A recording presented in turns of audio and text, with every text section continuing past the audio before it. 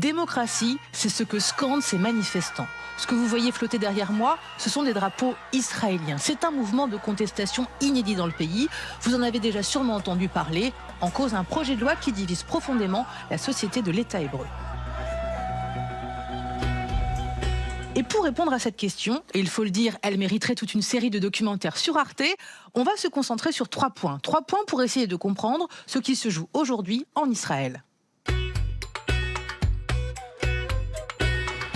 On va d'abord parler de cette réforme. Qu'est-ce qu'elle contient et pourquoi est-elle autant décriée par une partie de la société? Ensuite, on va s'intéresser à cette mobilisation inédite. Qui sont les protestataires et qui sont ceux qui défendent cette réforme? Enfin, on va élargir le débat avec nos experts et se demander si finalement la société israélienne n'est pas confrontée à une crise d'identité. C'est parti. C'est l'une des priorités du gouvernement de Benyamin Netanyahou, réformer le système judiciaire israélien. Pourquoi? Parce que la Cour suprême israélienne est l'unique contre-pouvoir dans le pays. Il faut le savoir, en Israël, il n'y a pas de constitution, seulement des lois fondamentales. Et donc, pour faire simple, la Cour suprême est la gardienne de la démocratie. Seulement, pour le gouvernement, il faut que le pouvoir judiciaire soit soumis au pouvoir politique et législatif. Dans cette logique, les élus représentent le peuple, contrairement à la Cour suprême. Pour y arriver, la coalition au pouvoir, une coalition très à droite, vous le savez, eh bien, elle tente de réduire au maximum les prérogatives de la Cour suprême pour toujours avoir le dernier mot. D'abord, en donnant plus de pouvoir au Parlement israélien. Le texte prévoit une sorte de droit de veto à la disposition des députés pour bloquer l'action des juges. C'est comme si en France, l'Assemblée nationale avait le pouvoir de retoquer les décisions de la Cour constitutionnelle. Ensuite, autre point qui fâche, la nomination des juges de la Cour suprême. Avec ce projet de loi, l'exécutif aura la main sur toutes ces nominations. Et puis le texte s'attaque aussi aux arbitrages de la Cour suprême, qui ne pourra plus invalider une décision en expliquant tout simplement que selon les juges, elle n'est pas raisonnable. C'est ce qui s'est passé en janvier avec Aryeh Deri, ex-ministre de l'Intérieur. Les juges ont rejeté sa nomination parce qu'ils trouvaient que ce n'était pas raisonnable qu'un homme politique reconnu coupable pour fraude fiscale intègre l'exécutif. Mais l'examen de ce projet de loi a été suspendu. Benyamin Netanyahou a cédé à la pression de la rue. Avant de s'intéresser aux manifestants, on va revenir sur les événements qui ont conduit à cette fameuse pause. 4 janvier, le gouvernement présente sa réforme, les premiers protestataires descendent dans la rue. 10 jours plus tard, ils sont 100 000 à Tel Aviv. 21 février, le projet de loi entre au Parlement israélien. Le mouvement de contestation prend de plus en plus d'ampleur. Mi-mars, le président israélien et la communauté internationale réclament un compromis. La rue, elle se bat toujours pour un retrait. 25 mars, le ministre de la Défense est limogé. Ce pilier du Likoud, le parti de Netanyahou, est le premier à exprimer son opposition. Plus de 700 000 manifestants crient leur colère. 2 jours plus tard, Benyamin Netanyahou annonce la suspension de la réforme. Et c'est avant tout l'Israël laïque et libéral qui s'est mobilisé semaine après semaine, chaque week-end. Évidemment, dans les cortèges, il y a les opposants politiques, les défenseurs des droits de l'homme, mais aussi le milieu des affaires, les universités, le monde de la culture et tous ceux qui composent la Startup Nation, le monde de la high-tech. Des gens de gauche, mais aussi de droite et même du Likoud, le parti de Benyamin Netanyahou. Récemment, c'est toute une partie de l'armée, les réservistes, qui ont fait grève. En Israël, ils font partie intégrante de l'armée. Ils sont près de 500 000. C'est 3 fois plus que les militaires de carrière. Sans leur présence, c'est toute l'armée israélienne qui est fragilisée. Et Israël, on le sait, ne se trouve pas entre la Belgique et le Luxembourg. Cet acte de désobéissance pour dénoncer les dérives de l'exécutif, c'est une première. Écoutez ce qu'ils en pensent.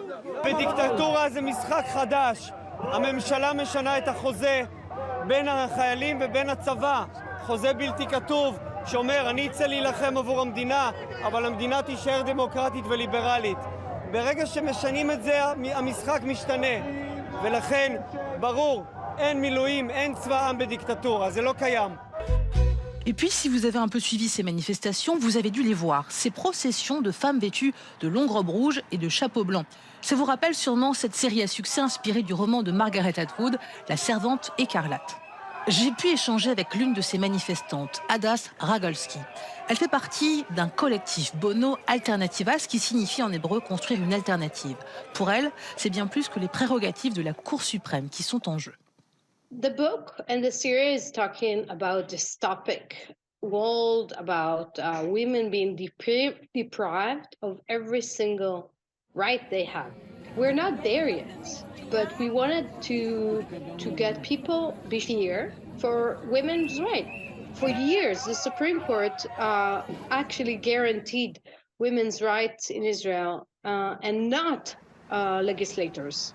But now they're trying to weaken the Supreme Court through that jurisdictional reform, where around 5,000 women, the red are a color. It became a symbol of resistance. And so many women and men started wearing red to the demonstrations. Mais il y a aussi un autre Israël qui soutient le gouvernement Netanyahou et sa réforme. Il y a d'abord les ultra-orthodoxes, qui ne représentent que 12% de la population. C'est une communauté qui vit en réalité en dehors de la société, qui est bien plus intéressée par les subventions de l'État que par cette réforme de la justice. Ensuite, il y a les sionistes religieux, les défenseurs de l'annexion des territoires palestiniens, les partisans de Bezalel Smotrich, le ministre israélien des Finances, et d'Itamar Ben-Gvir, le ministre de l'Intérieur. Ce sont eux qui, en majorité, ont organisé les contre-manifestations à Jérusalem. Et puis, il y a une autre minorité qui ne manifeste pas, mais qui représente un soutien indéfectible pour Netanyahou. Pour rencontrer ces Israéliens, on va se rendre à Sderot, dans le sud du pays. C'est un extrait d'Arte Reportage, Sderot, le deuxième Israël, signé Stéphane Amar. Aux dernières élections, Benyamin Netanyahou et ses alliés ont recueilli près de 80% des suffrages ici. Ces électeurs ne sont ni des extrémistes religieux, ni des ultranationalistes, mais des Israéliens ordinaires. Comme beaucoup de natifs de Sderot, Daniel Suissa appartient à la communauté séfarade, ces juifs originaires du bassin méditerranéen. בית המשפט העליון, אין בו אפילו מזרחי אחד. זה כואב לי. כואב לי. למה? כאילו אנחנו הטיפשים והם החכמים? כי למה כל הרפורמה הזאת היא לא טובה בשבילם? פה היא באה לעצור אותם. אתה מבין? באה לעצור אותם. אז אומרים, הופ, עד כאן. בגלל זה הם יוצאים להפגין. בגלל זה שלא תהיה הרפורמה הזאת. איפה אנחנו חיים? אנחנו צריכים לחיות במדינה מתוקנת, במדינה בריאה, עם כלכלה טובה, עם ביטחון טוב. זה מה שאנחנו רוצים. אז בואו ביחד. בואו ביחד. שלא נגיע למלחמת אחים חס וחלילה. שבנו פה עם לתפארת. החרב מונחת על צווארנו. זו כבר לא שאלה מי צודק ומי טועה. נותרה רק שאלה אחת. רק שאלה אחת. האם אנו עם חפץ חיים? Et c'est cette existence, l'identité même de l'État d'Israël, que la société semble aussi défendre au travers des différentes prises de position face à cette réforme de la justice. Pour en parler, j'ai fait appel à 3 experts. Alain Diekhoff, directeur de recherche au CNRS, spécialiste de la société israélienne contemporaine. Frédéric Ancel, géopolitologue, spécialiste du Moyen-Orient et maître de conférences à Sciences Po Paris. Il vient de publier la 7e édition de l'Atlas géopolitique d'Israël.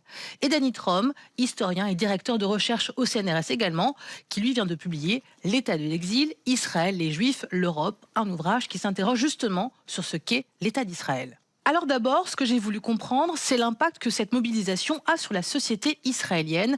Est-ce que nous sommes à un tournant ? Un tournant, je ne sais pas, mais à une étape sociale, sociétale et même institutionnelle. Ça, c'est une certitude. Il n'y a jamais eu, depuis la création d'Israël en 1948, une telle mobilisation. Au plus fort de celle-ci, il y a quelques semaines de cela, 700 à 800 000 personnes dans les rues d'Israël, de l'ensemble du pays, pas seulement à Tel Aviv. Ça fait entre 5 et 6 millions de manifestants à l'échelle de la France.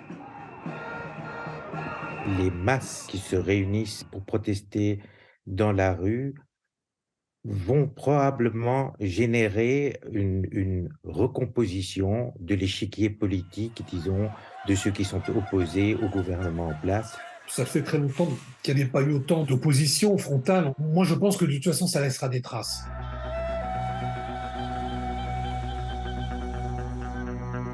L'État d'Israël vit, on pourrait dire, sur un vide, une absence d'identité, si on accepte de concevoir la Constitution comme la carte d'identité d'un État.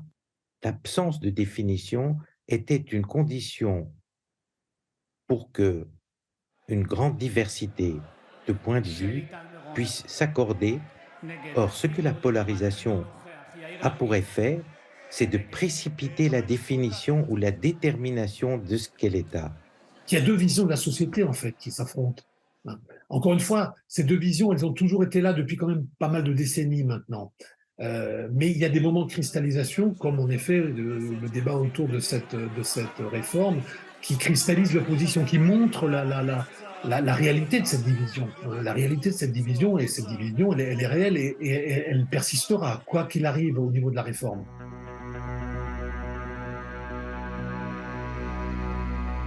Elle a toujours été irréconciliable et c'est la raison pour laquelle l'absence de constitution, l'absence de définition était un grand avantage. Dans les deux camps, on se rend bien compte qu'il va falloir stabiliser et dire quelque chose sur ce qu'est l'État d'Israël et sanctuariser en quelque sorte son fonctionnement comme un État démocratique, un État de droit, etc. Même si Israël n'a plus d'ennemis sérieux à ses frontières, d'ennemis stratégiques, il a encore des ennemis tactiques. On peut malheureusement compter sur le Hezbollah au Liban et surtout sur le Hamas dans la bande de Gaza pour un jour ou l'autre réconcilier les Israéliens à coups de roquettes et de fusées. Toute nation se crée, je ne sais pas, mais en tout cas se renforce dans l'adversité. En résumé, on a vu que cette réforme de la justice vise à réduire les prérogatives de la Cour suprême et que pour une partie de la société israélienne, c'est une réelle menace pour la démocratie. Mais on ne peut pas réduire cette société à ce mouvement de contestation. Il y a effectivement des centaines de milliers de protestataires mobilisés, mais aussi un autre Israël, très à droite, et religieux en majorité, qui lui défend cette réforme et qui souhaite ce basculement. Cette polarisation, elle existe depuis des décennies, ce n'est pas nouveau. Avec cette réforme, la société israélienne semble questionner l'identité même d'Israël, et ça notamment parce que le pays n'est pas doté d'une constitution. Est-ce que pour autant cette société est irréconciliable ? Affaire à suivre. L'examen du texte va reprendre au Parlement israélien en mai. Les protestataires, eux, ont promis de maintenir la pression.